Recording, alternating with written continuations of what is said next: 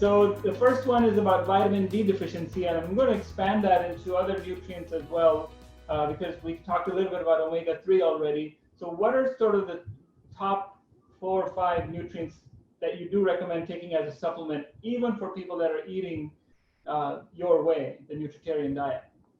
Right. Definitely the top four are B12, iodine, because we're not recommending people use iodinated salt anymore. We're trying to have them just use the sodium that's a natural food and not salt their foods. So we're definitely concerned about iodine too. So it's iodine, B12, zinc, because we get poor bioavailability of zinc as we age, and it can support, and the deficient the zinc absorption goes down as you get older, could be why your immune system is not fully protecting against COVID. So we want to make sure we give people about 10 milligrams of zinc too. So it's vitamin D, wanting people to keep in that normal range. The normal range is between 30 and 50. Then we're talking to people all over the world. There's different systems of monitoring vitamin D. But in the United States, the normal range is between 30 and 50. And I think you can take too much vitamin D and it's going to be harmful, and too little vitamin D. And the point I'm making right now is that too much of certain nutrients in supplemental form can be harmful too. And people who are advocating not using any supplements at all can pull out a study that shows that this maybe supplement showed it wasn't favorable when you supplemented it because they're supplementing too high. And I'm saying deficiencies are bad and excess is bad too. We want to be in that sweet spot. You don't just want to take 10,000 of vitamin D because more is better, that some people are advocating. I'm advocating, 1,000 to 2,000 to be in that level of 30 to 40, 30 to 50. And then so vitamin D, is important to be in that normal range. And the other important nutrients are B12, zinc, iodine, and then DHA and EPA. The ones that are more marginal are things like K2 is not present in plants, which may be a benefit, but that's not one of the top 5. So I think it's mostly zinc, DHA, B12, iodine, and vitamin D is definitely the most important ones. And don't forget my message that it's important not to take a supplement that contains folic acid, because folic acid, we suspect, drives cellular replication and increases risk of cancer. So we want to get our folate from green vegetables and beans and not take a multivitamin or a pill that has folic acid in it. I mean, I don't use nutritional yeast that's fortified with folic acid because too much folic acid might be driving increased risk of breast and prostate cancer. And we see a lot of studies now showing that folic acid has negative effects in promoting cancer when people are supplementing with that. And you don't need to supplement with folic acid. Natural foods give all the folate we need. What I'm saying right now is folate is not the same thing as folic acid. Folic acid is petroleum derived. It's a synthetic ingredient. It's not the same thing as the real folate, the real thing we get when we eat green vegetables. Excellent. What about, in my practice, I see iron deficiency too in people that get on this kind of eating pattern of a whole food plant-based or a vegan diet. You recommend iron supplements? Only when the ferritin is below 50. In other words, some people's iron may become iron deficient. There's a big range of ability to absorb iron. And some people need iron and other people don't. I don't use a cookbook approach with iron. Even with pregnancy, even with women who are pregnant, the medical profession gives iron to all pregnant women, but the best outcome occurs when you measure their ferritin levels and you check their iron stores and you give them either nothing if they don't need it, a small amount if they need a little, or higher amounts if they need more. It's better if you adjust it to the blood test than just willy-nilly do the same with everybody. So there are some people that need iron, but certainly not everybody. Wonderful, thank you. And as I mentioned, we have a huge Indian community listening because this program is using the India Community Center platform, which is the largest India community center in North America. And we have a lot of members that are joining us from the United States who are of Indian descent, as well as from India as well. And that's why we chose this time, because it's morning time there. And so the question is about Indian flatbread, which is called roti.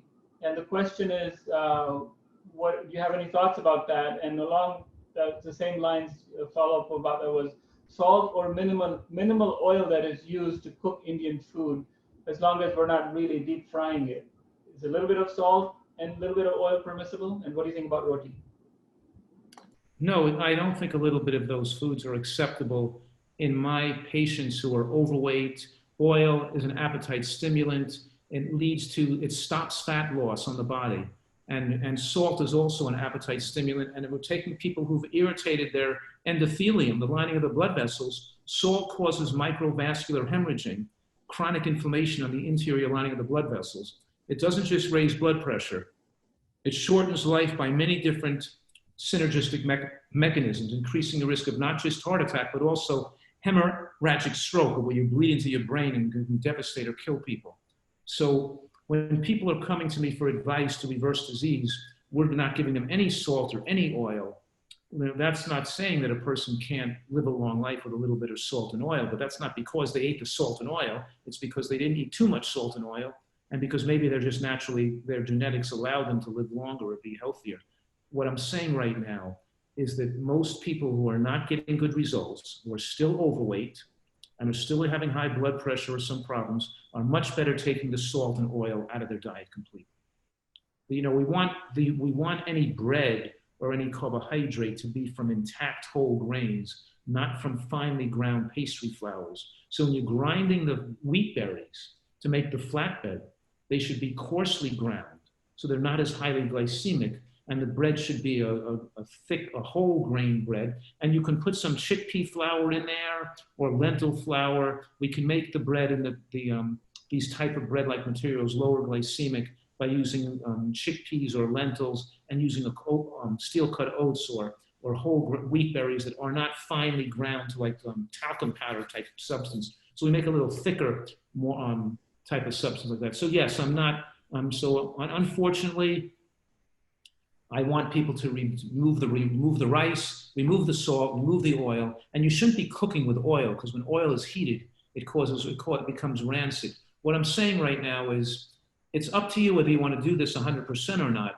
But if you want to give me the advice, my advice to maximally reverse disease and maximally extend human lifespan, you're better off without the salt and oil in the diet.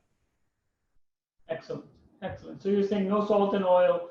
If you're eating roti, the flour should not be finely ground. It should be coarsely ground and have a lot of fiber in it, so it has a lower glycemic load. Excellent, thank you. Right. Move on to the next one, and it relates to immune potentiation or immune system regulation. And there's a couple of questions about that. We'll take the first one as it relates to COVID, because a lot of people are purporting superfoods that are immune stimulants that will protect you against COVID. Are there any diet therapies for COVID-19 other than keeping the junk food away from your face? Absolutely.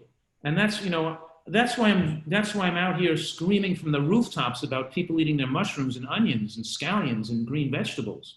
And make a smoothie, put the greens in there with a little bit of berries, and put some flaxseed or chia seeds in. Get these healthy, drink a glass of vegetable juice if you have to. But what we're saying to people is that any nutritional deficiency could increase risk of COVID. We want to have, that's one of the principles here. You want to have a wide variety of nutrients, and you don't want to be missing any particular nutrient that the immune system needs. Because the mistake people don't understand is that they think that if we have a powerful immune system with all these healthy superfoods, that our immune system will overreact and cause cytokine storm and cause more inflammation. But that's not what happened. The foods that we were eating, we're talking about G-bombs here, greens and onions and mushrooms and berries and seeds. It gives you a stronger immune system on both ends, which means it gives you more power to react, to stop viral replication and to escape immune system capture. And it inhibits the inflammation and the cytokine storm, the inflammatory response, from going too much to cause tissue destruction. It does both. It stops it at both ends. It creates instant reaction, a quick reaction, defeats the virus, and prevents too much inflammation. When you have a weakened immunity, you'd react slowly to the virus, it replicates in your system, it evades immune system capture, and then it causes cytokines to be released too heavily, and you have chronic inflammation and damage that can increase the cause of death. Now, it might be additionally helpful, like we're saying, to take the zinc and to take a mixed mushroom extract. If you're not eating mushrooms or can't get variety of mushrooms, to use a mixed dehydrated mushroom powders, or to take some other things we can take, like turmeric, and green tea extract and mixed mushroom extracts and berry, but if it's also good just to eat the berries and eat the different mushrooms. But if you can't, but there's some supplements that could help that for immune protection. But the whole key here is if you get that, if you eat healthy now, you're going to get thousands of different nutrients that are going to give you great immune function. And losing weight is important too. You have to get the fat off your body, getting the nutrients into your body and get the fat off your body.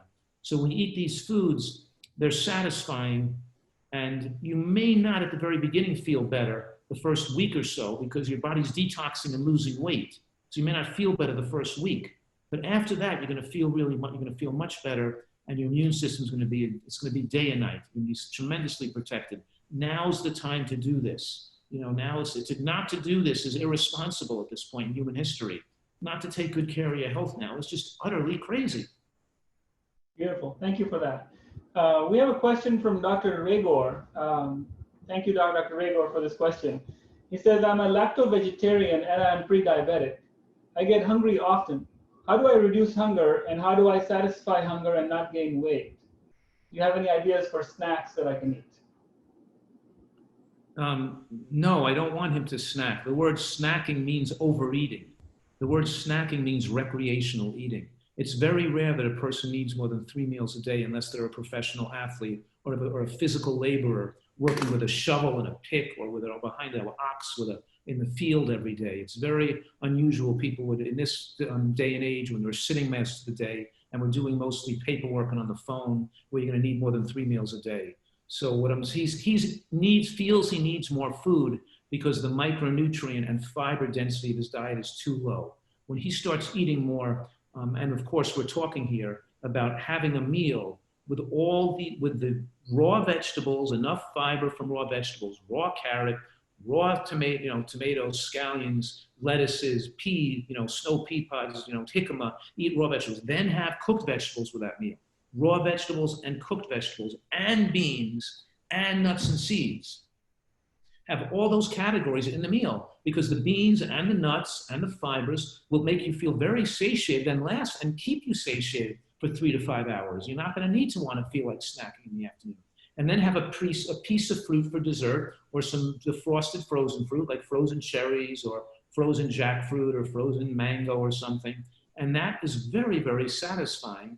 And then close down the kitchen and don't eat till the next meal. So you really shouldn't be eating between meals. We're talking about getting in touch with your instinctual desire to eat calories. And hunger is the best sauce. It makes food taste better. We know that you're overeating when you're eating dinner before you got hungry for dinner. Then you overate at lunch or you had something in between dinner and lunch. You want to not eat if you're not hungry. And then when you get hungry, eat a meal, and then wait till you get hungry again. Don't eat the next meal. And what I'm saying, if you're eating right, you will not get hungry more than 3 times a day. Thank you. Another question, and this might dovetail on Dr. Regor's question. This comes from Dr. Ram, who's a vascular surgeon. And he's asking about your thoughts on avocado and algae oil. Avocado in the diet, what do you think about that as a snack for someone that gets hungry between meals? Again, I'm not recommending people snack because snacking is usually recreational eating. It means they're eating when they're not hungry. They're eating for recreation, and they're taking in more calories than they require. People don't need more than 3 meals a day unless they're a professional athlete or physical laborer. 3 meals a day is plenty of food for people. Or a child can eat more than 3 times a day, but an adult usually doesn't require more than 3 meals a day. I had a nice lunch today with beans and soup, and then I had some cherries and a piece of watermelon. I had beans, I had nuts, and it was no way, I wasn't even hungry by dinner time. There's no way you would need to eat in between that meal. But what I'm saying right now is that using a small amount of fat in the meal facilitates the absorption of the phytochemicals. So if you have that salad with a little bit of nut and seed dressing, you'll absorb 10 times the carotenoids and increase the anti-cancer effects. One of the reasons eating nuts and seeds are so protective against lifespan and prevent cancer, make you live longer, is you absorb probably 10 times the phytochemicals by including fat with the meal as opposed to not having any fat with the meal. Likewise, an avocado is a wholesome food, and I had some avocado with my dinner tonight, for example. I had a big cabbage, and I had a big raw, like coleslaw type salad with a guacamole dressing, and I had a corn tortilla with beans and onions and mushrooms mixed in. That was my dinner tonight. But in any case, what I'm saying is that as long as you're not taking in more calories than you need, and if people are overweight, they should be losing a kilogram a week or 2 pounds a week. If they're not dropping half a kilogram every 3 days or a pound every 3 days, then they're chronically overeating. So people could modulate their use of nuts or avocado, too much or too little. If you're overweight and not losing weight, you might be overdoing it. So most of my overweight people here that are losing weight, and they're losing, usually 3 pounds a week at least, and most of them, some. I have a woman here who came in and she was 380 pounds 10 weeks ago, and now she weighs under 300 pounds. So she lost 80 pounds in the last 10 weeks. She lost 80 pounds in 10 weeks. It's huge, but of course she was very overweight. That's why she's losing weight so fast, because she was so overweight and unhealthy. But what I'm saying right now is that I eat avocado because I exercise a lot and I'm slim and I can eat a whole avocado a day. But a person that's overweight, I'm probably only giving them, I'm using an avocado for every splitting it up between 3 people, because I'm keeping their calories a little lower and I'm giving them some nuts and seeds. I'm usually keeping their nuts and seeds under 1.5 ounces a day. So that's about an ounce of nuts is about 175 calories. An 1.5 ounces is about 250 calories. I'm keeping their under 250 calories from nuts a day.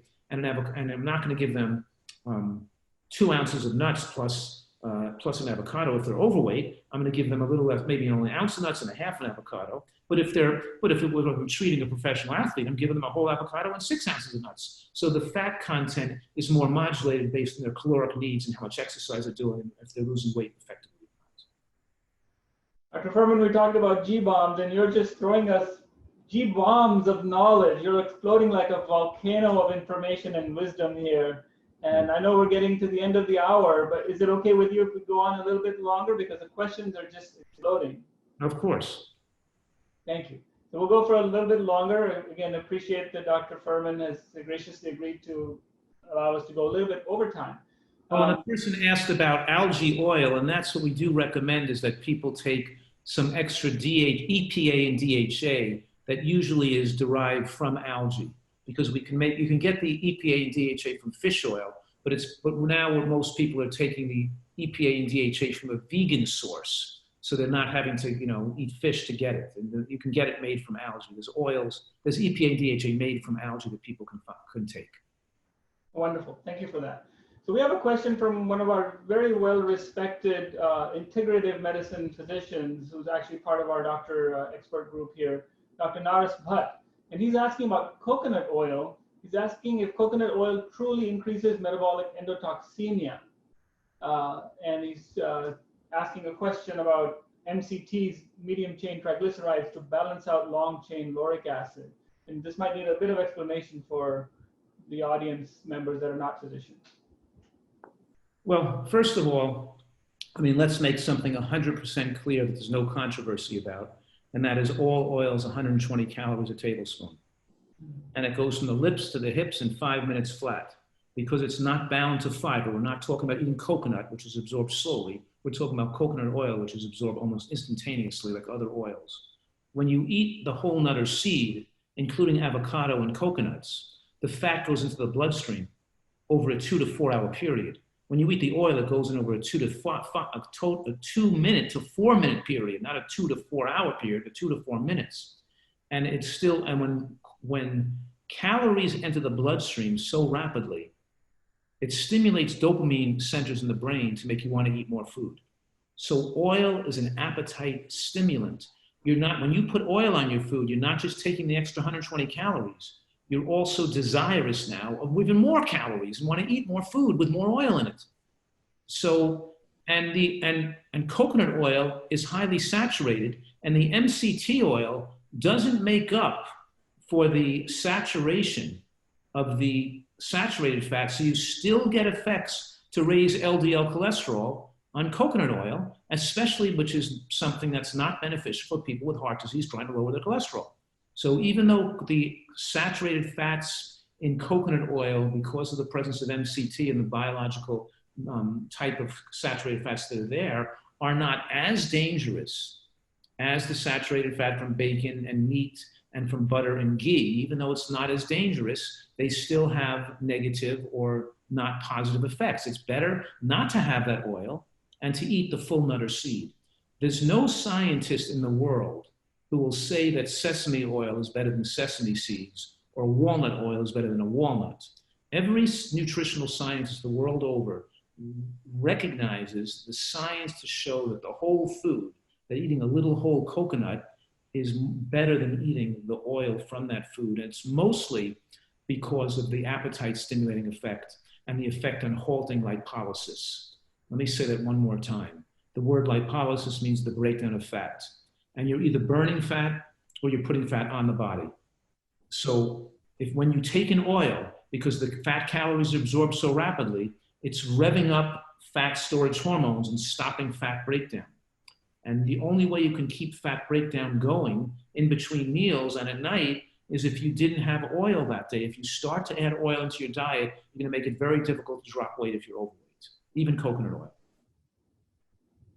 Wonderful, wonderful. So there's questions, a lot of questions coming in about arsenic. You mentioned brown rice having arsenic, and there's questions about the brown rice that's from California versus southern states of the US, and also brown rice is coming from India. A lot of people in the audience actually purchase their rice that's imported from other parts of the world. So is there a difference where the source of the food is? There certainly is a difference, but keep in mind that the brown rice, hull of the brown rice, absorbs arsenic like a sponge much more readily than other foods do. You're still better off with other grains. So we know that the Consumer Reports magazine did a testing of the arsenic in various rices, and they found that the rices grown in various parts of the United States, even the organic ones, had comparable arsenic levels to the ones that were grown in China and India. So I don't have that data, but I think you can look it up in Consumer Reports and see because they analyze the various rices.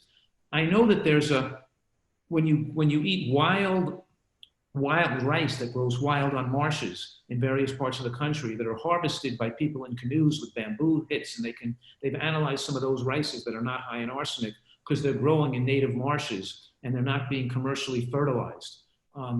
So the answer to the question is, I don't know. I don't know. There might be some sources of rice, and I'm sure there are sources of rice around the world that are much better than others, but I don't have that expertise to tell you which is the good rice and which is the bad rice. You're gonna have to try to search that out yourself. And I don't know if anybody has those answers because I don't think that all these rices have been analyzed. So I think we gotta be careful with our use of too much brown rice in the diet. Excellent, excellent. Several questions on intermittent fasting. I know you mentioned that lunch should be the main meal of the day. You should only eat when you're hungry. If you're not hungry, don't eat. Don't be snacking between meals.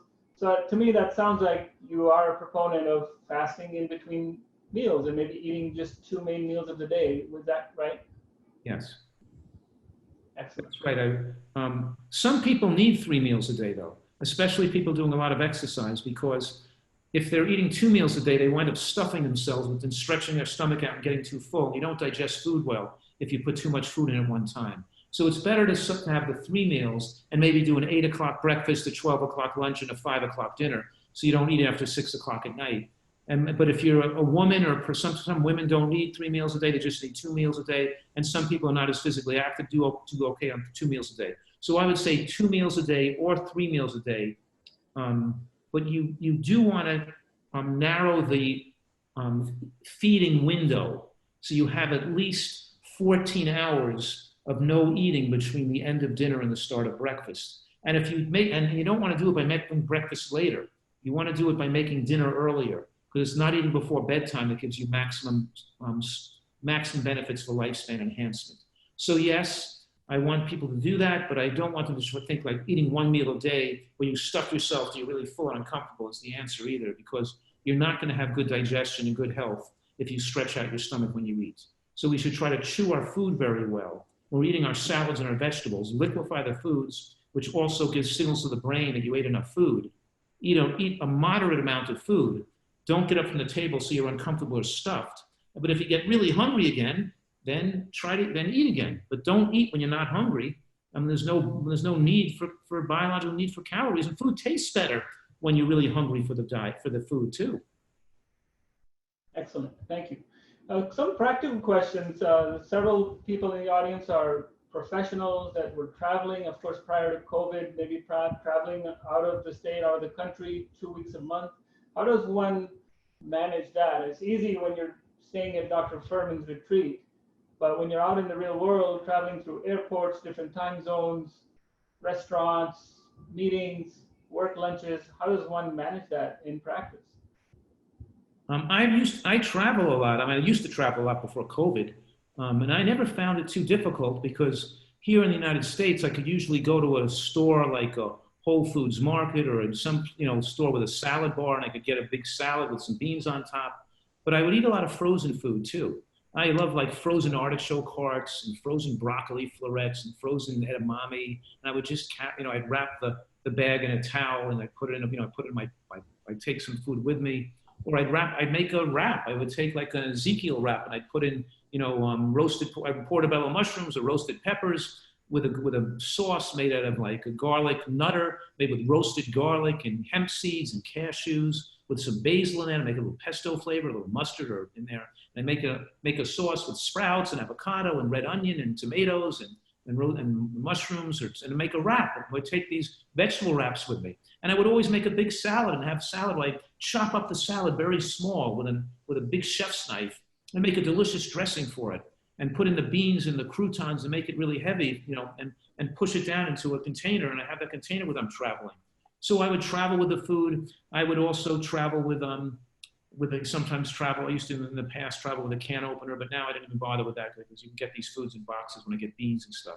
But so you can use beans in boxes, beans in cans. You can eat, and you can just make do with food that you can get. I didn't want to eat much in restaurants.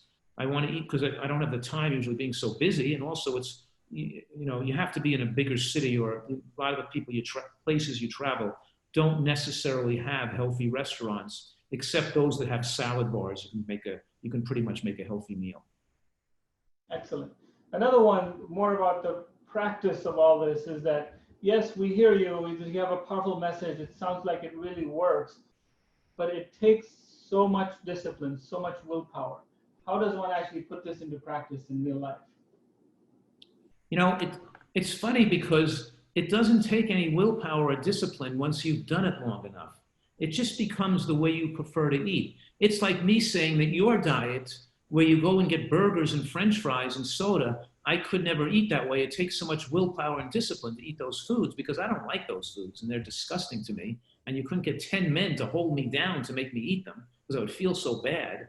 But so my taste buds adapted to what I eat. We love the recipes. I love that I can eat an ice cream made with frozen banana that's whipped with real vanilla bean powder and some walnuts. And I can eat a nice portion of it because it tastes so delicious. I can even put a little cocoa nibs in there or make a chocolate version. But I can make a delicious Thai curry sauce. I can make it with lemongrass, a little peanut, and a little bit of hemp seeds in there. I can make it all kinds of delicious. Tonight we had a little bit of a Mexican sauce, or I can make what I'm saying right now is we make such incredibly delicious recipes. We laugh when people say you need discipline, or some people will say, I'd rather die young than eat that way. Kill me right now if I have to live on carrot sticks and celery because I won't have any enjoyment in my life. And they just don't know. They're ignorant of the fact that eating this way with the recipes we've developed over the last decades, we have world-class chefs from around the world contributing recipes into this cooking style. And it tastes incredibly delicious, and people love eating this way. And I did a study on it with 760 people, and we asked them that question, do you like this diet as much as your old diet? And of course, the vast majority did like it better, but that was after 6 months. After 3 months, the vast majority liked the old diet better. But after 6 months, the vast majority liked the new diet better. And then you not only enjoy your taste buds acclimate, you not only enjoy eating this way, but then intellectually and emotionally, you feel good about eating things that are good for you, and you don't have to eat thimble-sized portions of food going hungry. You can eat more robustly and knowing you're eating something good for you and feel good after you ate. Wonderful, thank you. So there's a lot of people that are vegetarians in their diet, and there's several questions coming from them. So I'm going to see if I can lump them together, and this is 4 or 5 questions in one. So a lot of people in the audience are actually lacto-vegetarians, which means they're having some milk. And in the traditional Indian diet, yogurt has been encouraged and spoken of as a source of probiotics. A lot of people make their own yogurt at home. The second question along that was vegetarian sources of omega-3. I think we talked about that a little bit, the algae oil, but are there others? And three would be beans and the issue with gas coming from eating beans. And you talked about soaking and pressure cooking a little bit. So if we can elaborate on those three things a little bit more, the yogurt, omega-3, and beans. Right. Well, the bean issue again is that when people aren't used to eating much beans, they could have more gas. But so they might have to start with smaller amounts. But your body adapts to it with time. But the trick is you have to chew it to a liquid in your mouth before you swallow it. Beans and greens particularly should be chewed very well. And people wind up, they get used to eating conventional foods like potatoes and burgers and pizza, which you don't have to chew because it's already no fiber in it. You can swallow dairy products whole practically without chewing, but then people go to eat beans the same way and they get indigestion because they're used to eating things like they ate the pizza and the cottage cheese. When you're eating a bean, you'd rather liquefy it in your mouth and chew it till it's just smooth and there's no particles there. So of course we're talking about starting with smaller amounts and chewing very well. And you see the resistant starch and the fiber in beans becomes a fuel for the best type of gram-positive bacteria that actually adhere to the villi, the lining of the walls that line the wall of your small intestines, and create this biofilm that coats the villi, protecting you from antigenic stimulation and also lowering the glycemic effect of everything you eat. Scientists call that the second meal effect. The benefit you eat from eating beans and mushrooms and onions and greens. In other words, 2 raw foods and 2 cooked foods give you this thick and protective biofilm. And the 2 raw foods are raw green vegetables and raw onion or scallion. And the 2 cooked foods are cooked beans and cooked mushrooms. When you combine those 4 foods in your diet, then you have the most protective microbiome and the most favorable balance of bacteria in your gut. And dairy products give you lactobacilli, but you produce all the best bacteria and a much more beneficial effect on keeping gram negatives down when you actually eat real food, real produce with all the high fiber, because the healthiest bacteria, particularly the bifidobacteria, live off the fiber, produce butyrate, which is a short-chain fatty acid. And butyrate has anti-diabetic effects and has negative feedback effects on your appetite and the hypothalamus to tell you to eat less food. Enough fiber turned your appetite down via these bacteria producing butyrate. And the gram-positives and the bifidobacteria from the beans and the greens and the mushrooms and the onions are the most favorable bacteria for this. So generally speaking, just like we said earlier, that dairy products drive IGF-1 too high if you eat them too much in your diet. And dairy products, the people that have higher consumption of dairy have higher risk of breast and prostate cancer because the high IGF-1 does 2 things, of course. It permissively allows estrogen, and it also drives growth hormone and cellular replication and angiogenesis. What I'm saying right now is that dairy products become more dangerous when a person is overweight, because when you're overweight, you have more angiogenesis promotion and more insulin resistance and more estrogen production. And when you have these negative hormones raising up from being overweight, and then you eat dairy in your body, you're going to push up IGF-1. And it's that sandwich of high insulin from being overweight and high IGF-1 that's the major factor driving breast and prostate cancer. So we have to be very careful with dairy, because if you're going to consume dairy products, then draw your IGF-1 level, because your IGF-1 should be below 120, I would think, if you want to have good health. So we're saying here that the more dairy you eat, it dials up an unfavorable hormone that could shorten your lifespan. And there's probably some level that's kept low enough it's not going to have a negative effect. But I don't know exactly what that level is. It's probably just, some small amount of ounces a week, let's say 6 ounces a week or something, or under 10 ounces a week. But for each person, that may be different. So if you're insisting on using dairy, use it sparingly, and perhaps even consider checking a blood test for IGF-1 that doesn't get too high. And if you're overweight or you have serious disease process, you'll get much better reversal of disease and protection by getting the oil, the ghee out, and getting the yogurt out, and getting the dairy out to keep IGF-1 low. Wonderful. Thank you. We'll do a couple more questions. I know we're running way over time, and we want to be respectful of your time, Dr. Furman. We might need to have another session with you, but I'm going to try to lump together several questions into one, and it relates to substitution. So a lot of people are asking if they're allergic to soy protein, they have can't eat avocados, can't eat mushrooms. We talked about the gas in beans. What can they eat if they have intolerance to a lot of the things that you're mentioning as superfoods in your GBOMs? Well, you know, I do advocate people eat beans. If they can't eat one bean, they can usually eat another bean. It's very rare that a person's allergic to all beans, soy and lentils and chickpeas and red beans and azuki beans and mung beans. You know, so there's usually and even some people can use some sprouted beans, like sprouted mung beans and things like that if they can't tolerate beans. And the people who can't do nuts, usually they can do some seeds like hemp seeds or chia seeds. So there's usually a workaround. It's very unusual a person's allergic to everything that's in their family of food, you know what I mean?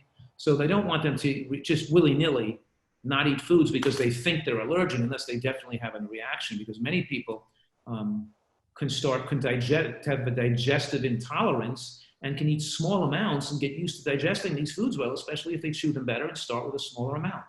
So, you know, I've been doing this for more than 30 years, and I've seen thousands and thousands of people, 10,000, you know, patient charts. And I rarely see people that are allergic to all nuts and seeds and all beans. It's usually, you know, so there's usually certainly some things people can eat.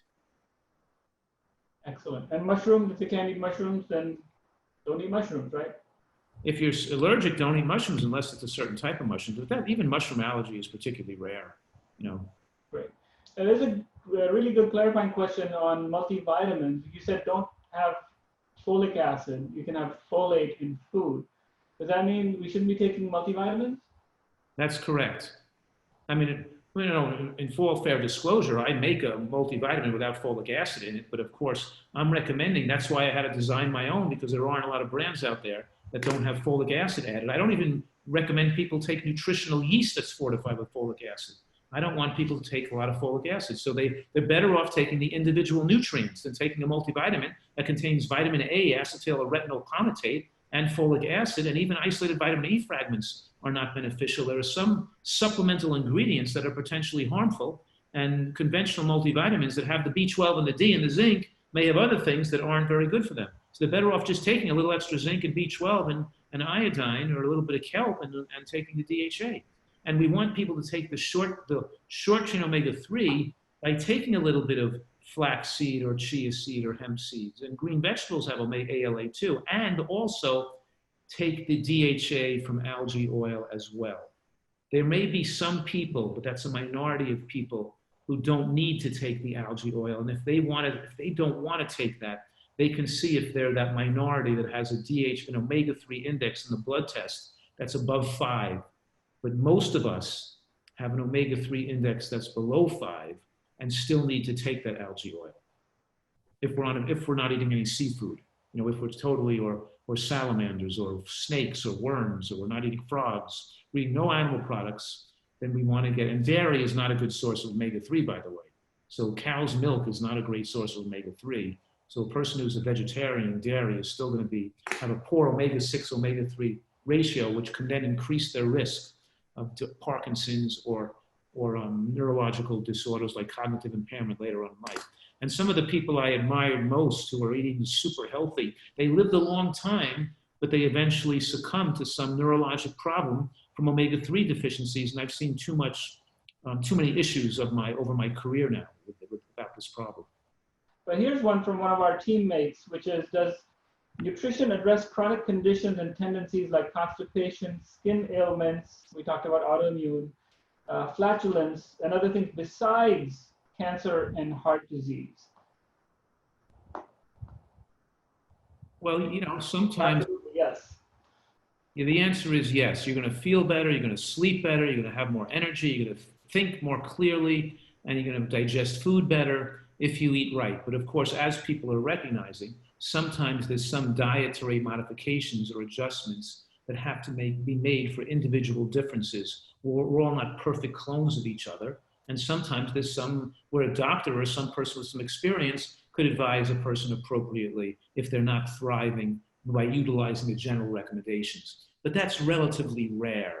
98% of people don't need modification or don't need, they shouldn't be problematic eating a diet like we're describing. So you're listening, and so move your diet more in this direction, removing some of those foods as much as you can that don't have these extra beneficial factors in them, and certainly try to eat bigger salads which you chew well. Start to eat less processed foods and oil and less dairy products, and more beans and greens and onions and mushrooms and fresh fruit like berries and kumquats and loquats and pomegranates and low sugar fruits. And there's nothing wrong with frozen food. You could always eat some frozen fruit and get grab something from the frozen section if you don't have time to cook and throw a sauce on it. It takes 5 minutes to make a sauce in the blender, to put it over your food, and to take some frozen fruit and defrost it.